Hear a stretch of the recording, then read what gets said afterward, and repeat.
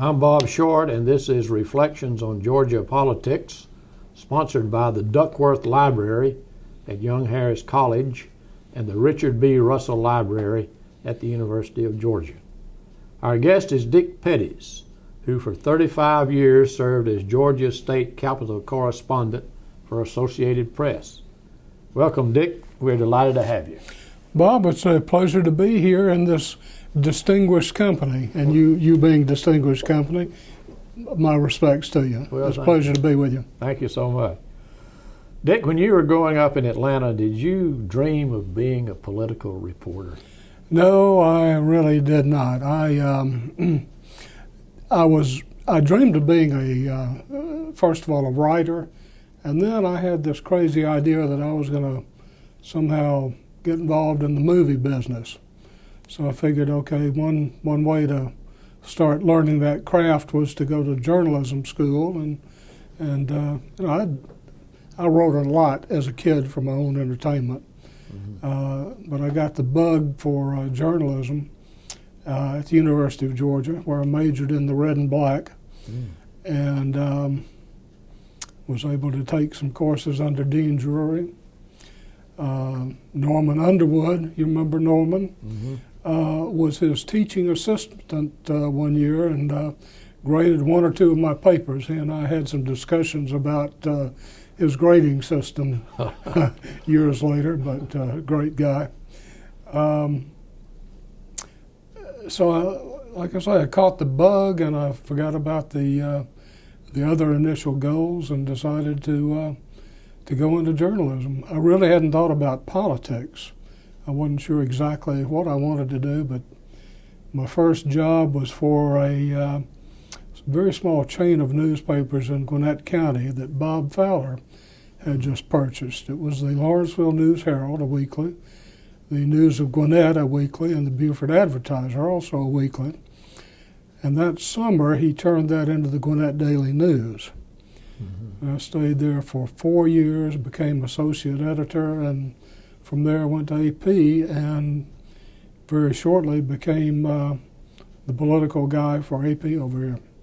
Tell us about growing up in Atlanta. Boy, it was different. It was and I've thought about this, looking back now,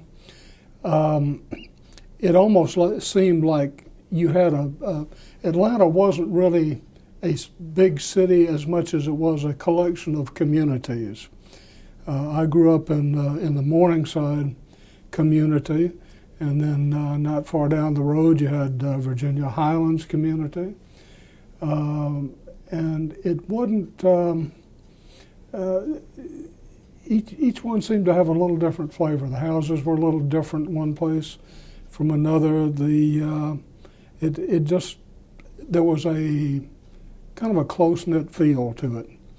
You could, a kid my age could take the, let's see, I guess it was called the Atlanta Transit System at the time, whatever it was called, the bus system. You'd go downtown, to whatever you needed to do without too much fear of walking the streets by yourself. It was a nicer, gentler, quiet place. As I said, I grew up in Morningside, and I can remember many nights just, laying there listening to the quiet outside the house.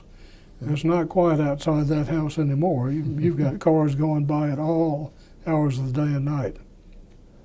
So it was nice. Oh, one other thing. We had cows not far from where I grew up. The site of what is now Ansley Mall. I had a friend, a little girl who was in first grade with me. She invited me over to her house one afternoon. Of course, my mother took me over there. And in the back of their house, they fronted Monroe, but the back was a cow pasture, and there were cows where Ansley Mall now stands. That was kind of profound. So you came to the state capitol in 1970. Yeah, May of 1970. As the correspondent for the Associated Press. Mm-hmm. What was your reaction to the state government when you first arrived? Well, my personal reaction was this. I was, let's see, I guess I was 25 maybe. And my first reaction was seeing the old hands over here who had been covering the place for years and years and years. Charlie Pugh was still the big man. I don't know that I ever saw him much over here, but Steve Ball from the Journal. Gosh, who else do you have? Bob Cohn from what's now Morris. Selby McCash, Burl Sellers from Columbus. And I thought, how in the world am I going to compete with these guys when I'm working for this, huge news service? And, I need to be carrying my own weight here. How am I going to do this? One of the first people that I got to know over here was the governor's chief of staff, who at the time was Zell Miller. And that was Governor Maddox. Governor, yeah, exactly. So I went in to see him. He was, at the time, the chief of staff was in the little office, as you go in the governor's office, little office to the left. Went in and I was right surprised. He actually treated me like I was one of the group, that I knew what I was doing, which of course I didn't. And I'm sure he knew that and I knew that, but he pretended like I was. And that made it a lot easier, and I've remembered that to this day. Because he made it easier for me to start doing what I would do. Mm-hmm. How did you operate, Dick, in a field of seasoned reporters who are always looking for a scoop? Well, it was tough, and you had to figure out where they're getting their stuff from, and how can I do the same thing. And frankly, it just takes time. You've got to develop friendships and relationships. And probably more importantly, you have to develop a reputation with the people that you're covering as somebody who will, if they give you some confidential information, that you'll treat it that way. You are not going to burn them. There's got to be a two-way street there in terms of trust. You've got to trust that they're giving you good information. They've got to trust that if they tell you something that's off the record, it's off the record. That just takes time. The little stuff, the routine stuff, the press releases that come to you, those things and the opinions from the Attorney General that you'd go check out, all those things are just routines of doing the job. I think the job is easier to do now. There wasn't email back then. You actually had to put some shoe leather, burn off some shoe leather, walk to these agencies, get to know the secretaries. Very, very important part of my job was getting to know the secretaries. So, if something big was happening, they'd call me, or if I needed to call their boss, they wouldn't, block me. Secretaries are really, really important in state government, and I suppose in business as well. But it's a lot easier now with email and holy cow, all this stuff you can do with telephones. Sure is a lot easier. Yeah. So you rely on sources. Absolutely rely on sources. Now back when I was a good deal younger, and when I was starting out over here, we used to be able to quote sources. The rule was that you had to have at least two sources. I think later that came out to be 3 separate sources, and the bosses had to know who your sources were. They had to keep that confidential. Dwayne Reiner and I one evening, it was a Sunday night, and as was our typical practice, we were making the rounds, this was in the early 70s, of the hotels to catch legislators, find out what was coming up the next day, because in that news era, people really read your political news about the legislature. Mm-hmm. It was a whole different way of covering it, and we would every Sunday night go out to the hotels, the caucus rooms, the hospitality suites, and just talk to folks. Mm-hmm. We went on one particular night. We and this is 30 years ago, so it's probably okay to say. But we went up to the suite where the Speaker of the House was holding forth, as he usually did. This was George L. Smith, who was a very distinguished gentleman. It truly was. And we talked to him briefly about what was coming up on the floor the next day. And, there was a little bit of modest news about it. I don't remember what it was now, but that doesn't matter. So at the end of this, instead of at the beginning, I said, okay, do you mind if we, can we quote you? He said, no, I don't think so. I said, well, what about a source? And he thought about it in a minute. He said, okay, but make it a high capital source, which was just kind of classic. That was a lot of fun. And, that was kind of the way it was back in that era. The legislators were approachable, both on the floor and off the floor.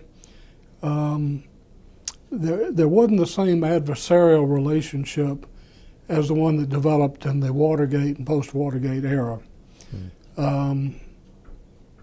It was easy to get to them.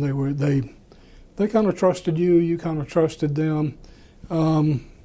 Was it the best way of handling it? Well, I don't know, but for the time, that's the way it worked. Did you ever have to pass up a story because you really couldn't verify your tip, or it wouldn't meet your satisfaction? There were, and nothing's coming to mind right now, but I know that there were things that I knew and thought I could develop, but I just didn't have that nailed down properly. There were story lines that I wanted to pursue that I knew would make good stories and needed to be told, but would have required too great an investment of time from one person, and may or may not have been gettable. So there were those times. In addition to being a political reporter, you also had to be an investigative reporter, did you? There were occasions, yeah. Can you think of any? Well, the one that comes to mind is the legislative slush fund, and this was back during Miller's first term. He, I believe he called us all out to the mansion for a signing ceremony for the budget, and he announced at that time that he had vetoed a section of the budget that nobody seemed to be able to understand what it was all about. It wasn't big compared to the rest of the budget, but it, we looked at it and it seemed pretty mysterious. So I pursued that somewhat, and found that it was a slush fund which had been used over several years to provide hidden funding for projects in certain legislators' districts. These were typically the legislators who needed a little help with their electoral issues, but who also were in good with the House leadership. Mm-hmm. And that actually figured in the challenge that year, and that was, I think that was 1992, excuse me, that DuBose Porter raised to Tom Murphy. He, of course, didn't win, but he made that one of the themes in his campaign in calling for change. DuBose being a Democrat and Tom Murphy being a Democrat as well. So that was definitely an issue, and it did result the following year in legislation requiring them to spell out exactly what grants are in the budget for local districts, and that's still there today. Mm-hmm. Well, you've covered many significant stories over the years. Which are most deeply embedded in your memory? Wow.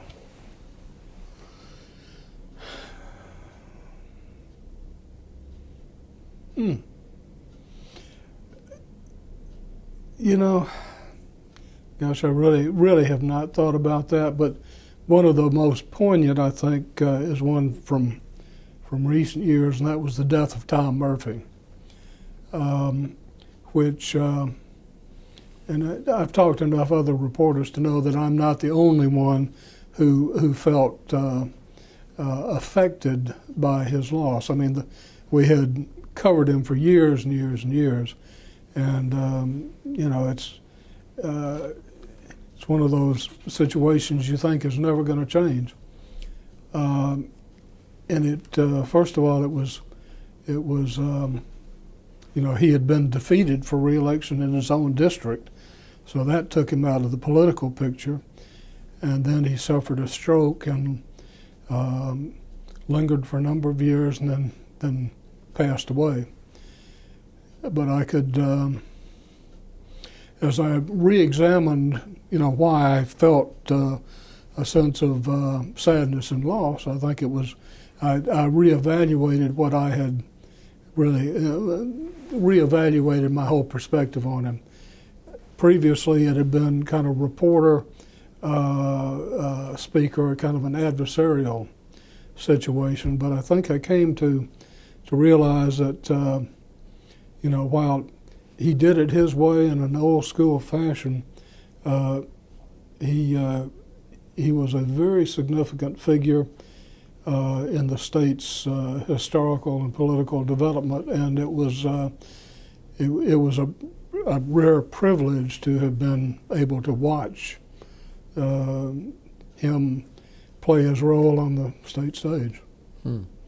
You came here when Lester Maddox was governor. Oh, Governor yes. Maddox was not all that friendly with the press. How did you get along with him? Well, we had our ups and downs. But probably more ups than downs. But he, as you well know, he wasn't able to run again for governor after 4 years because the Constitution at the time set that 4-year limit. And then you lay out it for 4 years, and then you can run again. Well, he ran for lieutenant governor and won. And the governor who succeeded him was Jimmy Carter. And that was just, oh my Lord, that was just a classic mismatch. If you ever wanted to create the perfect mismatch in state government, you'd put Jimmy Carter as governor and Lester as lieutenant governor. There, you know, I'm sure there were a number of reasons for that. I've heard Lester explain them in the past, and maybe you've got somebody who's got a good line on that who's going to explain it. But it was not just my practice, but reporters at the time had told you practice this business a little different way. Sunday nights, besides going out making the rounds of things like the urban caucus and the hotel rooms and hospitality suites, we'd try to get the governor on the phone, see what he had to say, and maybe the majority leader and, you know, speaker when we could get him, or the lieutenant governor. Well, Jeff Neesmith from the Constitution and I happened to catch up with Lester one Sunday evening as he was about to address some big banquet. Several hundred people there. I think it was the top of the old Dinkle Plaza Hotel. And I know I had called Carter already that evening, and he was ripping Lester for some reason or another. And so we caught up with Lester, I think, before he went on. And so I told him what Carter had said, trying to get a reaction. And he didn't really react. He didn't give me a good enough quote, in essence. I pushed him a little bit to try to get a better quote. Come on, you do that. And I did it. And he really got mad. He let loose. He called me a long-haired devil and said he was going to call my boss and get me fired. Well, the background to this was in the 70s, and I was young, and I had let my hair grow out. And so that got that got on the front page of the Constitution the next morning, with Lester calling me a long-haired devil and threatening to get me fired. And then Hal Gulliver, who's the editor of the Constitution, I think the next day wrote an editorial making fun of the whole thing, but suggesting that Lester may have called me a devil because I was one of those, as he described it, one of those state capitol reporter devils who blew the whistle on the pay raise he tried to sneak through the Senate the year before. But I until recently, I had not lived down the long-haired devil name. Republicans who are in the House now have not really heard the story. But while the Democrats were in charge, Terry Coleman, for instance, used to run around calling me devil and so on. So we had some fun with that. Lester, as you well know, was a much misunderstood person, and really ought to get much higher marks, in my view, than he typically is given. I think history will show that he was a pretty darn good governor. I think most people will agree with you, really. I think a lot of people will. Those who know government will. Tell me about Jimmy Carter and his administration. Well, Jimmy, I'll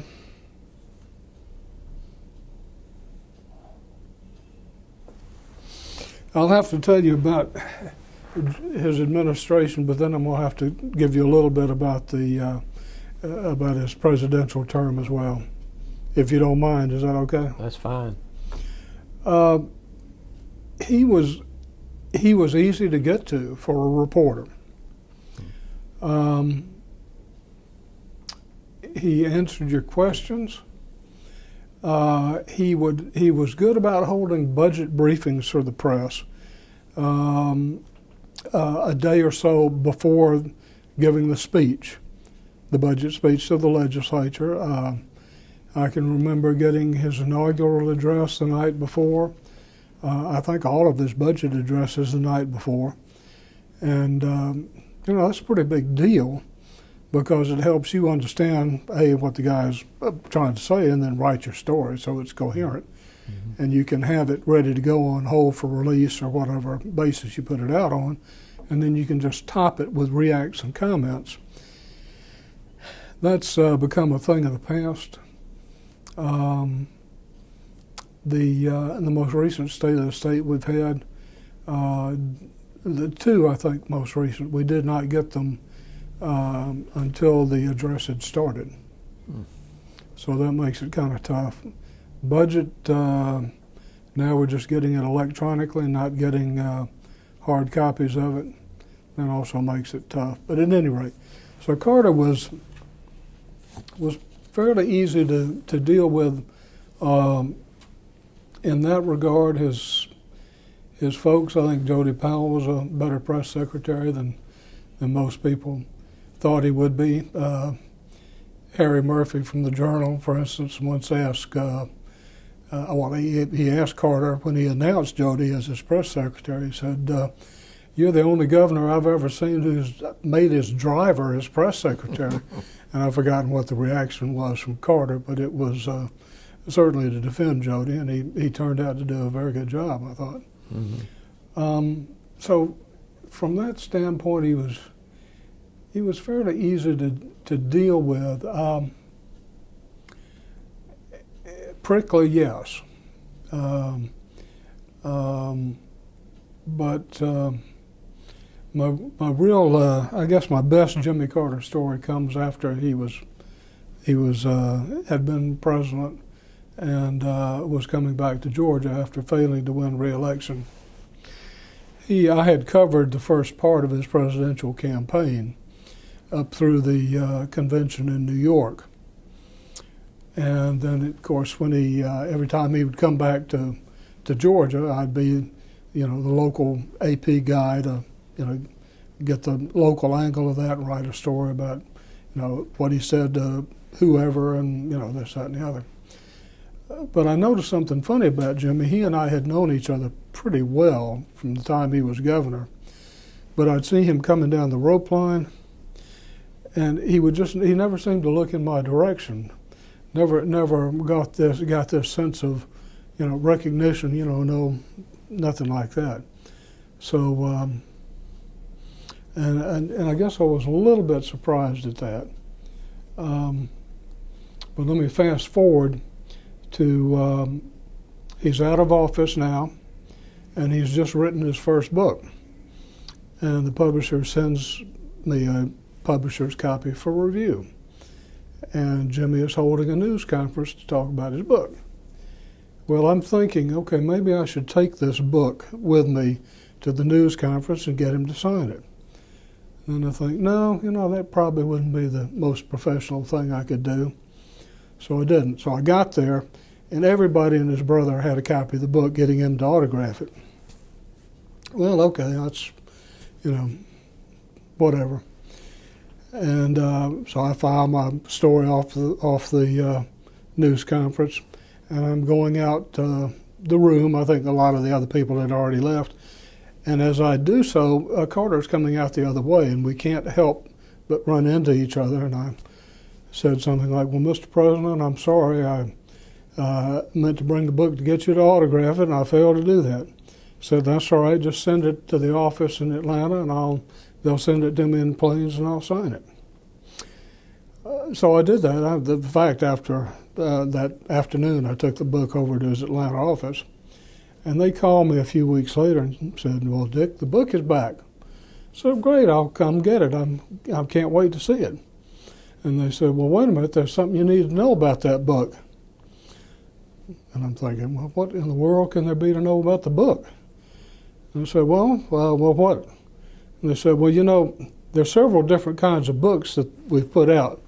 We've got the $300 book, that's with the Morocco leather and the gold leaf and all this kind of stuff.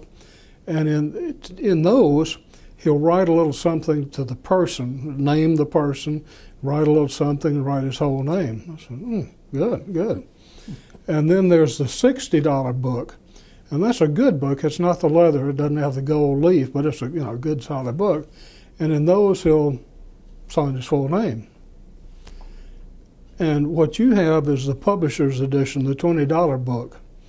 And in those, he just puts his initials, JC. And I thought, okay, thank you very much. I'll come get it, as soon as I can find the time. And just never found the time to go get that book. But that's a pretty good little story about Jimmy, I think. Yeah. You covered his entire administration as governor. Yeah. Were you surprised when he ran for president? They had been putting out signals for a number of months that he might do that. But yeah, I think I was surprised. I mean, I had heard those rumors and I'd heard what they had said, but I actually didn't think he was going to do it. But he did do it. Do you remember the convention in 1972 in Miami when Carter lobbied for a place on the ticket of Scoop Jackson as vice president?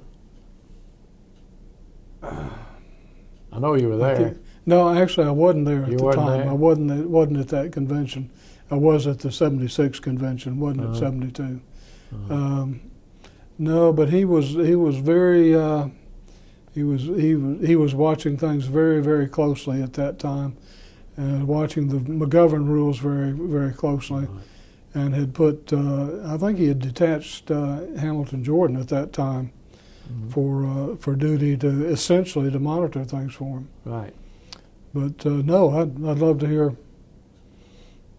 Well, you tell me about that convention. That was a rumor at the convention that he was, he nominated Scoop Jackson, as I recall, and they were pretty close. I do remember that they were close. Yeah, and that he wanted to be vice president at that time. But he parlayed that, into a nationwide job, raising money, I think it was, for the Democratic Congressional Committee. Mm-hmm. And he went around the country, and he and Bob Strauss. So he laid the groundwork, and he ran a tremendous campaign in 1976. You said you covered part of that. Yeah, I did. Let's see, I think I picked him up in maybe fairly late in the campaign, like May, and then went with him through the convention. That was when we had 3 people from AP assigned to him full time, and so I was one of those 3. Let's talk for a minute about Carter's successor, George Busby. You knew George very well. I did. And his race was against Governor Maddox. It was, but at the and of course he won. Not just against Lester, but I think Burt Lance was in that race. Yes. Good heavens, I think there were, 6 or 8 or 10 people in there. A lot of people. And it turned out, if I'm remembering correctly, Lester was in a deep hole after that campaign, and Busby, as governor, helped raise money to make him whole, which says something about the politicians of that day. I'm not sure you'd find that in today's climate, but you did then. It also says something about Busby, who, as far as I can tell, was a thoroughly decent man, and was a lot of fun to cover. I'd known him when he was majority leader in the House. Of course, he was a lawyer, so he loved to parry questions and answers with you. I don't think any reporter ever got the best of him with a question. He always had an answer, and usually it was funny. But it wasn't the kind of, he didn't really make a joke at your expense so that people would laugh at you, but they would laugh with you. And he had a great rapport with the press.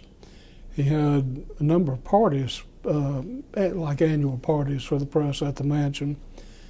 And things just got kind of, were very relaxed while he was, during those soirees, I guess. Well, his emphasis was on trade, and he did a lot of missions. Did you ever join him on any of those missions? No, I did not go. I don't think he could have foreseen. I mean, Georgia needed the business at the time. I don't think he could have foreseen at the time the consequences that would have 20 and 30 years later, in terms of the planning for growth that needed to have been done at some point after that, but didn't get done. So it was a mixed blessing. It brought economic development and opportunity to the state, but it also laid the groundwork for the traffic congestion and the growing school costs and that sort of thing that we're still dealing with now. There were efforts by subsequent governors to do something about that. Joe Frank Harris, for instance, had a proposal late in his term to do something about that. One of his big ideas was impact fees on developers and so on, to help mitigate some of the costs that new schools and so on and so forth. That didn't get anywhere, and by the time Zell Miller became governor, Miller had his own set of priorities. Mm-hmm. Well, let's talk about his successor, Joe Frank Harris. Well, Joe Frank is a guy who once described himself as a vanilla kind of governor, and he was, in that sense, that he was not flamboyant. It wasn't colorful, but he did some pretty profound things that he doesn't really get enough credit for. One of probably the most important was Quality Basic Education Act of 1985, which totally rewrote the way we funded and operated schools. Did a lot of great things, maybe some things that were not so great. Took driver training out of schools. I think we're paying the price for that right now if you've been on the roads recently. But I think everybody thinks that was quite a success. Has not been built on as I'm sure he thought it would be. He also had some issues that he had to deal with as governor. The Sam Caldwell case. Mm-hmm. He was fairly forceful with that. The ticket fixing scandal at the State Patrol, which really put him at cross purposes with Tom Murphy, who helped him come into office. So he dealt with all of those fairly forcefully. Refresh our memory on the Sam Caldwell case. Sam Caldwell was a constitutional officer. Sam was labor commissioner. He had been, and he had some folks who were who had been with him for a long time, and there was a kind of a widespread belief that he kind of ran a political machine. I'm a little hazy on the details myself. There was a federal fraud indictment, I believe. Isn't that right? I think that's right. I think that's right, yes. And the big question was, so what are we going to do about this? And ultimately, he was forced to resign. Mm-hmm. Joe Frank, behind the scenes, played a huge role in that. And Sam, in fact, did some time. Mm-hmm. He was replaced by Joe Tanner, mm-hmm. who had been DNR commissioner and was Joe Frank's Mr. Fix-It. He is widely regarded as having modernized and reformed that department. Mm-hmm. Now, Dick, let's go to 1990. A vacant governor's chair. Mm-hmm. A lot of people wanted to sit in it. They did, yeah. And what do you remember about that race? I remember that as being the first campaign that brought Georgia into the modern political age, the age of campaigning by raising massive amounts of money and putting it into massive TV buys and bringing us the Ragin' Cajun, James Carville, thanks to Zell Miller. Mm-hmm. That's what I remember about it. And Zell Miller, of course, became the Democratic nominee, but only after defeating Andrew Young in a runoff, with Roy Barnes coming in third. Mm-hmm. Among Republicans, Guy Milner made the first of three self-funded runs that year. And it was a heck of a campaign. A couple of things that stand out. One is that in what I guess was the final debate of that campaign was, or one of the final ones, Miller and Isaacson were at the Temple here in Atlanta on a Sunday evening.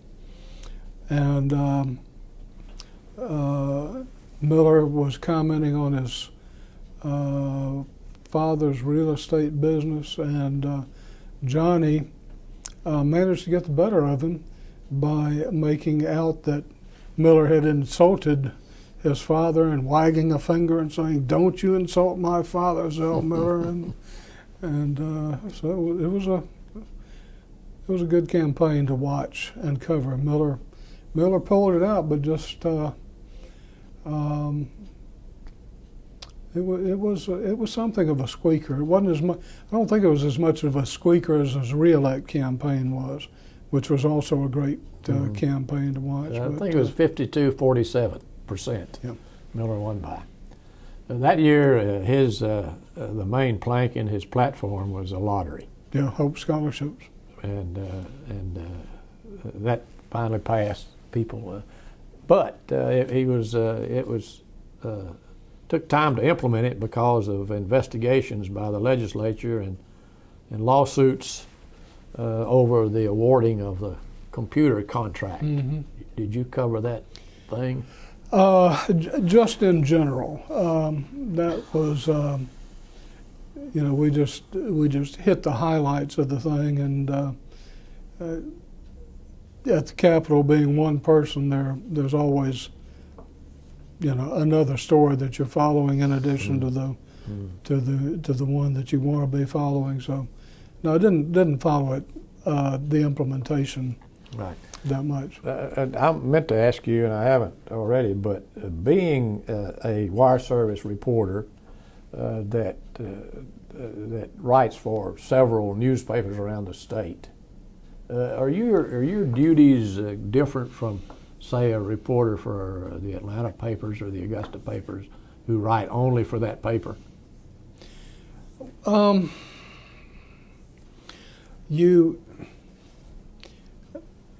Probably not that much different in terms of the things that you always keep in mind. Trying to be as objective as you can, trying to get both sides, this, that, and the other. But we served, I think, probably 30 newspapers in Georgia, and God knows how many radio and TV stations, in addition to, when we'd have stuff that would get on the A-wire or on the international wire, that would go around the world.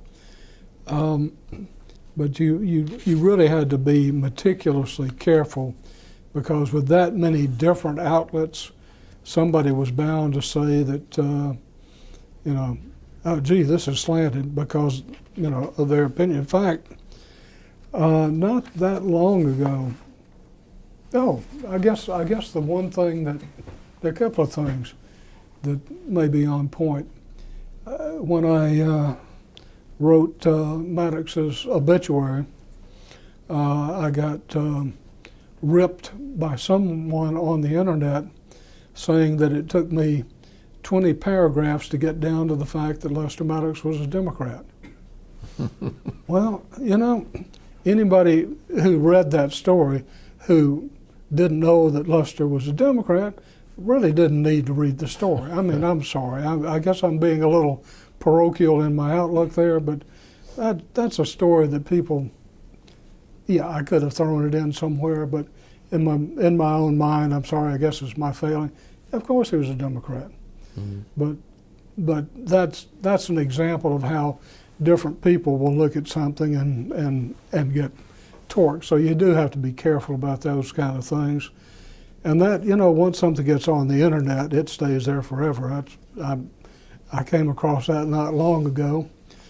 And then I also got ripped by one of the gay rights organizations.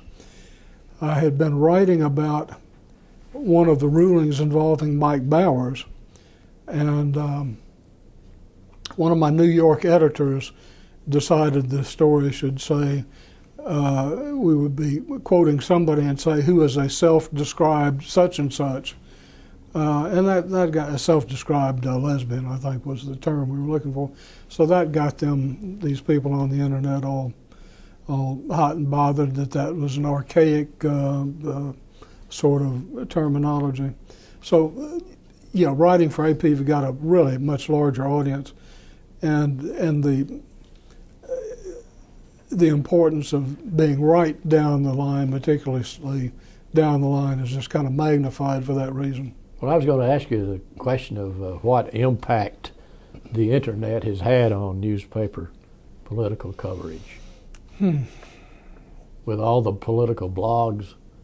First of all, how do you know you can believe that those accusations or charges or on the internet? News on the internet? Well, I think you've hit it. It's a problem.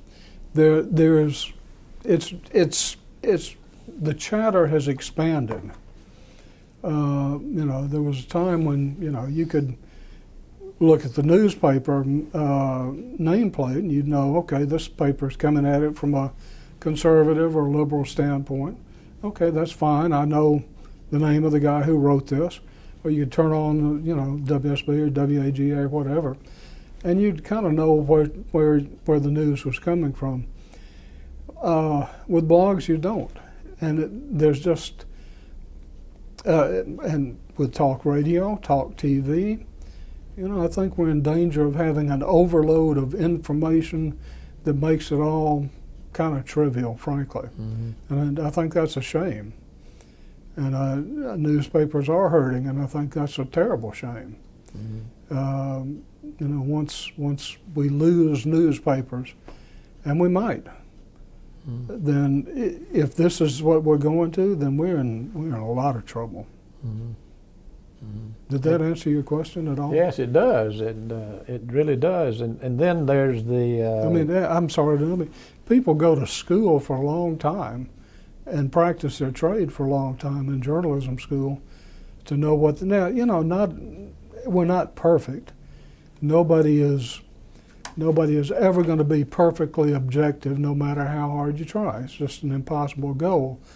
The important thing is to try, is to make that effort, and to do it as well as you possibly can. And there are acceptable practices in journalism, and there are unacceptable practices, and blogs and things of that nature are not held to those standards. How about the 24-hour news stations that awful, continually awful. And I can understand what they're doing because I did it myself. When there wasn't a lot of news, you try to get, and you had an idea you could get somebody riled up by saying, "Hey, did you know that so and so just said this about you? That's pretty bad, isn't it?" And that was so easy to do when Jimmy and Lester were in office. And Murphy and Miller. And Murphy and Miller, absolutely. A guaranteed story right there. Now, was it good public policy? Well, I don't think it hurt that much. Nothing wrong with having a good, healthy debate, but when we've gone far beyond that in this country. And I know I don't listen to everything that's out there, but we have a certain fair and balanced network that's on my television every morning because my wife likes to watch that, and I know what's going on. They've contributed to this climate as much as anybody else. Mm-hmm. Speaking of Murphy and Miller and their celebrated feud, you wrote this, and I want to read it. Make no mistake, there was real respect and yes, even affection between Tom Murphy and Zell Miller, though you would never have known it from the way Murphy introduced Miller on occasion as extinguished lieutenant governor, or the way Miller referred to Murphy's house as being a mausoleum for his legislative initiatives. I did write that. That sounds very familiar. Well, that's pretty well sums it up, I think, doesn't it? Thank you. Do you agree? I agree. I think they had a lot in common. They were feuders and fussers, and they knew how to rattle each other's cages. But on no occasion did I ever feel that it was personal. And that's different from today, isn't it? It is, very much so, yes. One other thing before we get into to Zell Miller running for governor, which was in 1990. We did that, right? We've already done that. Before re-election in 1994 is what I want to talk about. But Zell Miller likes to tell the story about your ability as a health reporter. Oh yeah, he did. And I like to tell that story. And this goes to this owes an awful lot to Bill Shipp, as do many things. Bill Shipp had at the time written a column or some sort of article, and Miller was governor at the time, but his column suggested that he was in perhaps very serious health problems, health consequences, because of prostate trouble. Well, sometimes you got to check these things out.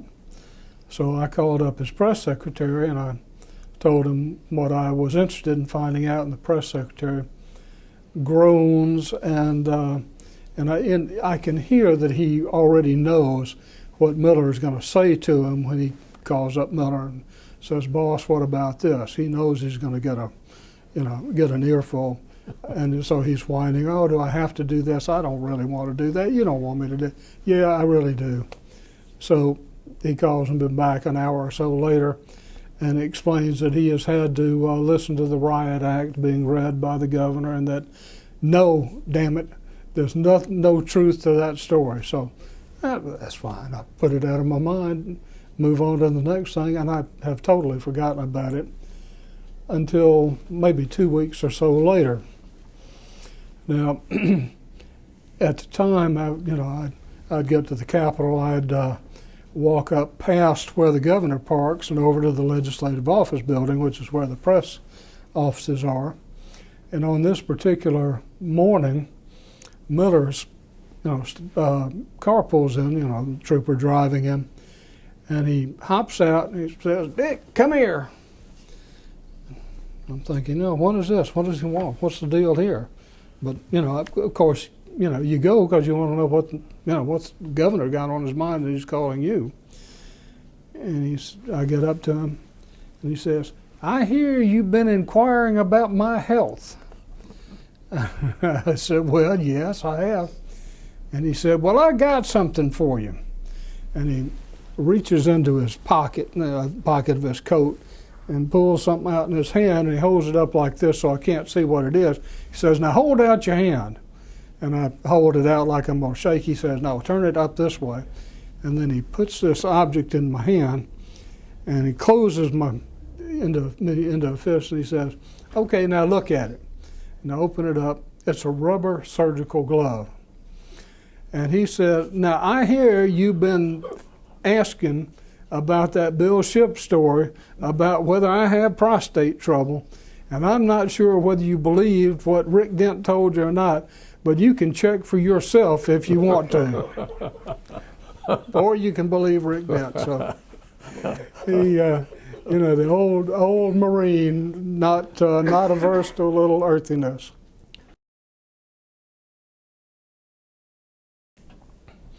I've thought a lot about this over the last 35 years, especially in the last few months as I look back. There are some real changes now in the legislature and the State House compared to when I started years ago. And that's more than just the leisure suits we all used to wear in the 70s. God, do they look awful now that I look back at them. But I am trying to remember, but I don't believe that we ever saw but maybe a handful of lobbyists in the halls back in the 70s. The industry had not developed at that point. There were certainly people with influence, but they didn't have to be there. They would put in a call. They'd pick up the phone, call this, that, or the other person. And you really didn't see that what was it Roy Barnes said, the eelskin briefcases and the shark skin loaf, or whatever it was, but you didn't see that. That has developed just over the years with what I think is an unfortunate growth in a sense of self-importance among legislators who only in recent years have talked in terms of referring to each other as Mr. Chairman or Mr. So-and-so instead of, hey, Bob, or hey, Sam, or whatever. And we've also lost the great nicknames that these folks used to have when they came up here. Sloppy Floyd is of course, classic. Husky Odom, who was anything but husky, if you recall. I don't think I'll mention Leonard Meadows' nickname, although we actually put it on the wire once. Should I mention it or not? Absolutely. Well, it was Nookie, Leonard Nookie Meadows, and we asked him about, and he had it printed in his what do you call it, the Facebook for, not the internet Facebook, but the Facebook for legislators. And yeah, it meant exactly what everybody thought it meant. We had some great nicknames, and we had some great off-the-wall debates. And one that for some reason sticks in my mind had to do in the House with requiring low flush toilets in retrofitting low flush toilets in housing and so on. And this had got to be a big deal, far out of proportion to what the bill itself would have done. And there were people who were just, Democrat-controlled legislature, but were just outraged at the assault on individual rights. And you had David Lucas getting up there, and I don't know why I remember it, except it was just strange and bizarre and funny at the same time. And he was just thundering in the well, why, if we do this, such and such will happen. We can't do this. And besides that, what if you had a double load in the commode? And then the whole place erupted in laughter at the absurd thought of that. But you're not seeing that anymore.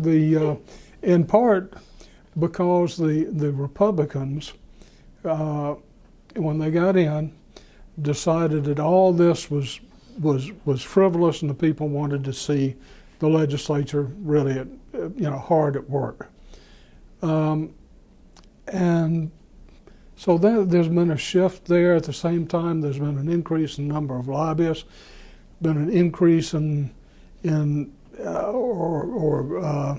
been, you see more ego on the part of people who've got a little bit of power but not much.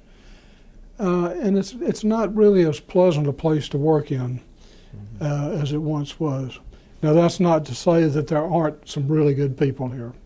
And there are people here, a lot of them, for the right reasons, and who really try to do good and who really try to serve their constituents' interests. Mm-hmm. But it's different, and maybe I'm just growing old and getting crotchety in my old age. But by God, it was better in the old days. So that's my sermon for the day. Let's take a minute to talk about the governors again. In 1994, when Zell Miller, after promising to serve only one term, decided to run for re-election. He certainly did, and you know what? He got away with it. It was a story for a couple of days, and then afterwards, it kind of disappeared. Had he done less in his first term, it probably would have been a bigger issue. But I mean, he had by this point gotten the Hope Scholarship going, and it was very good for him because I think that proved the thing that saved him in that re-election campaign. Cobb County vote came in and broke for him, or at least it gave him enough votes to win over Guy Milner. Now, Guy really was a nice guy. I mean, he really was. But he was just a terrible candidate, and I've talked to him about it since, and he's acknowledged that. I was with him on a campaign swing one time down to Statesboro. It was a meet and greet early in the morning, very early. In fact, I think we had left in a bus from his campaign headquarters about 2 a.m. to get down there for the breakfast meeting. He was going around gripping and grinning, and was introduced to Coach Irk Russell, who of course everybody knew down there, but he gripped the wrong guy's hand and said hello to the wrong guy. Now, the explanation that his handlers gave later was that Guy was multitasking, which is a unique kind of explanation. But they said that Guy really was acknowledging the presence of Irk Russell while also, greeting this other guy. So that was kind of the thing that got him into trouble. There also had been this big deal about the self-funded campaign. Of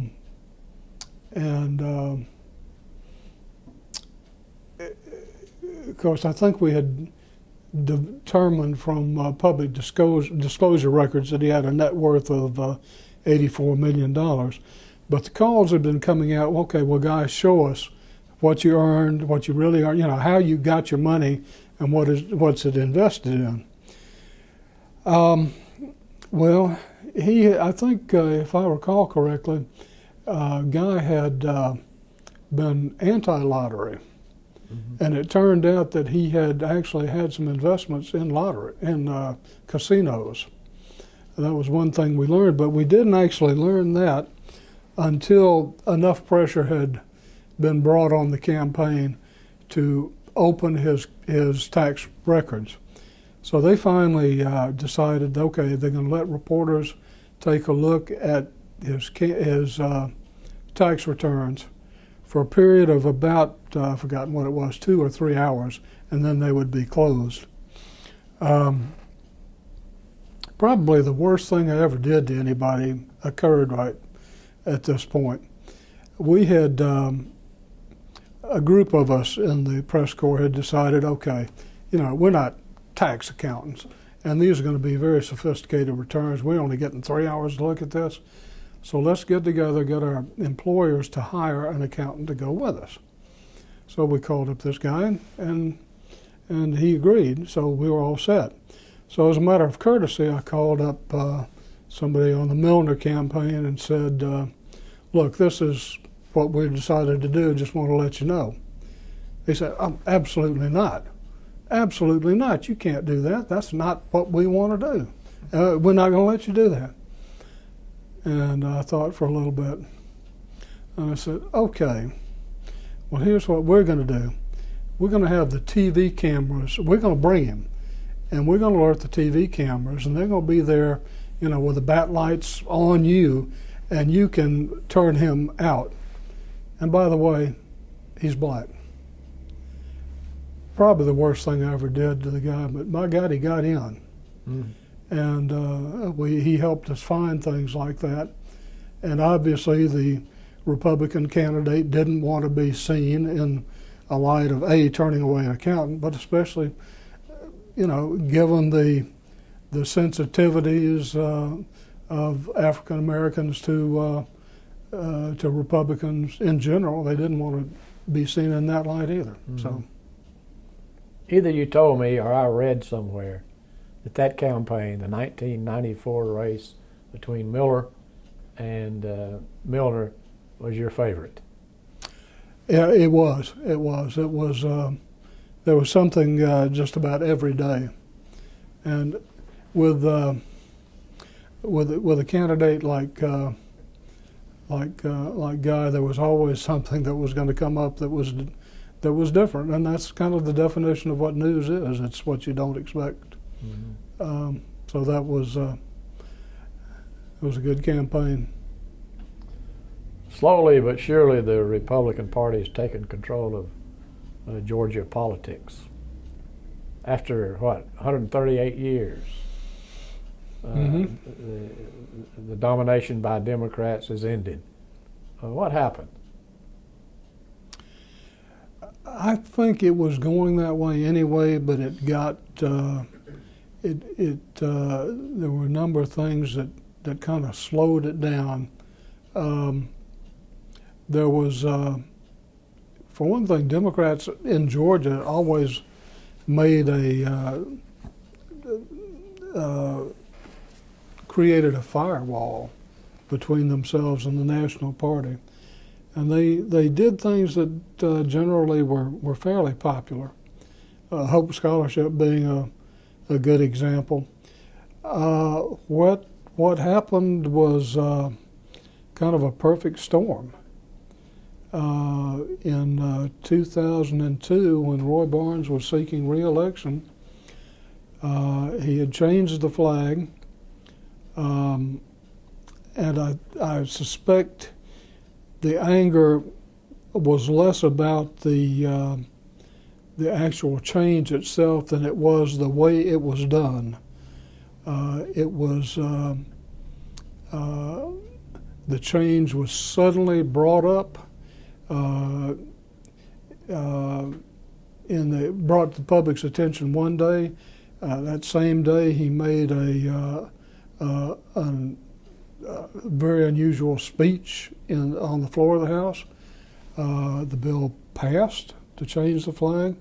The Senate held it over the weekend, but passed it a week. And within a week, there was a new flag up.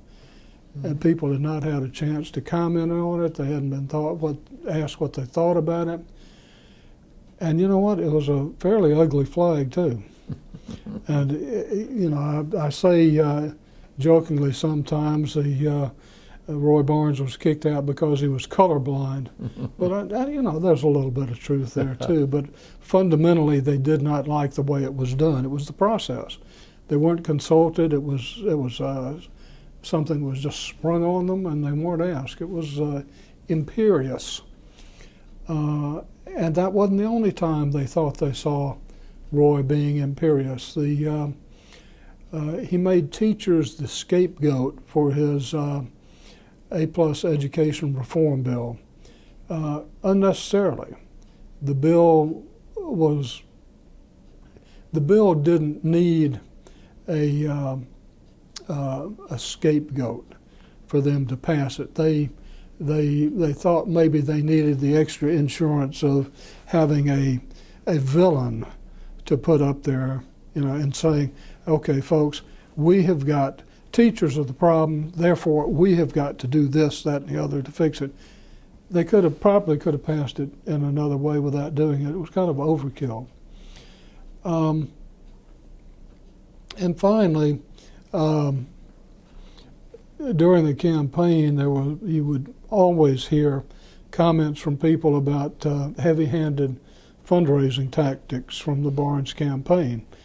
Well, they did spend, they raised, $22 million, so they had to get that fundraising machine going, and apparently they did quite well. And amidst all that, you had Sonny Perdue running this very underrated, underfunded campaign with a fairly simple message, basically saying, I am not Roy Barnes. I won't be Roy Barnes. Mm-hmm. And the people elected a non-Roy Barnes. Mm-hmm. When you look at the Roy Barnes term there, mm-hmm. Do you think that it was a failure?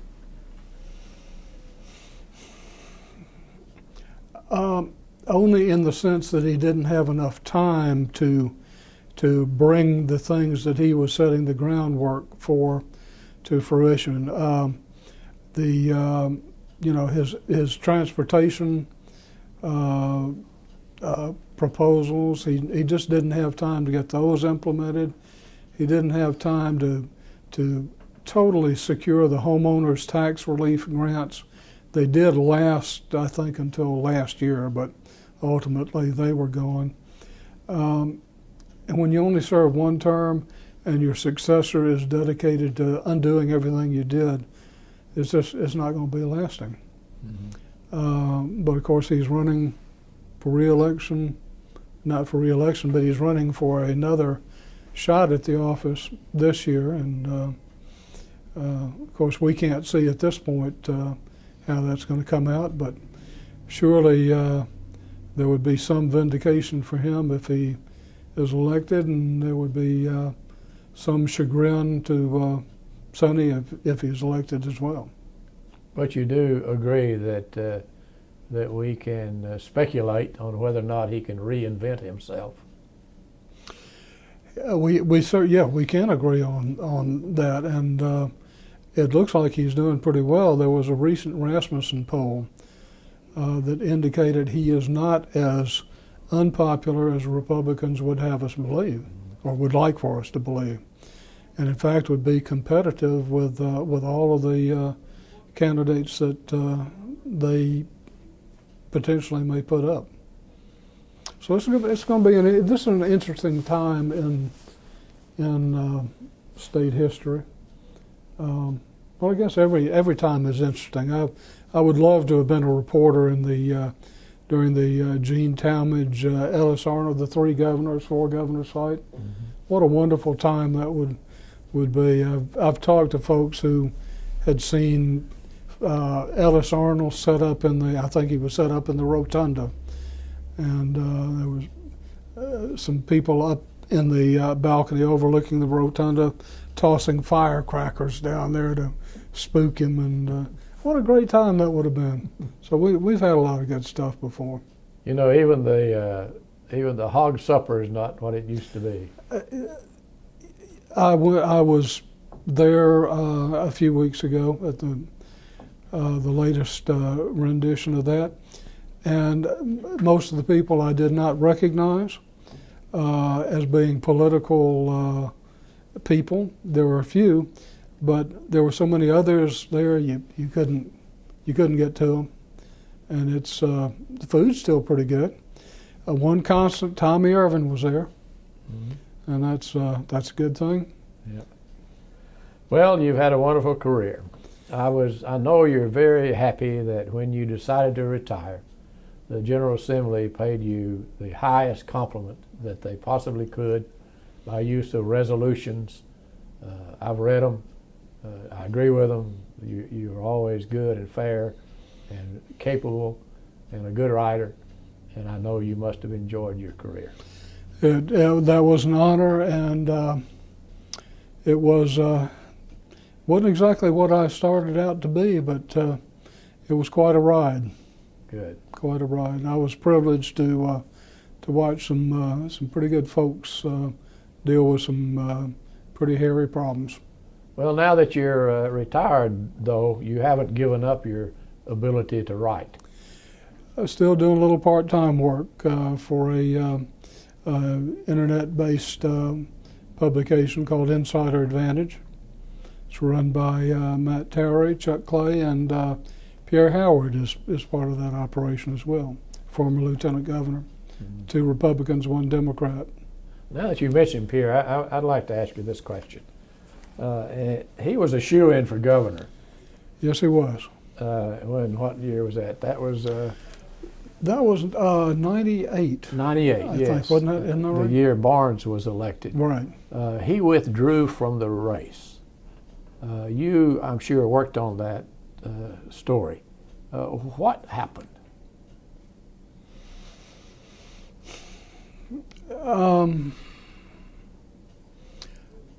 What he said at the time is what I do believe, and that is that he and his wife had trouble conceiving a child, mm-hmm. As many people do, and that the child that they finally conceived was precious to him, was very young at the time, and he wanted to spend as much quality time with him as he could. Being governor would take him away from that opportunity. He walked away from almost a sure shot at being governor into the role of being a great parent. And, you know, it's pretty hard to fault somebody for doing that. It is. Dick, I want to thank you for being with us today on behalf of the Duckworth Library at Young Harris College and the Richard B. Russell Library at the University of Georgia. It's been my pleasure. Thanks. Thank you.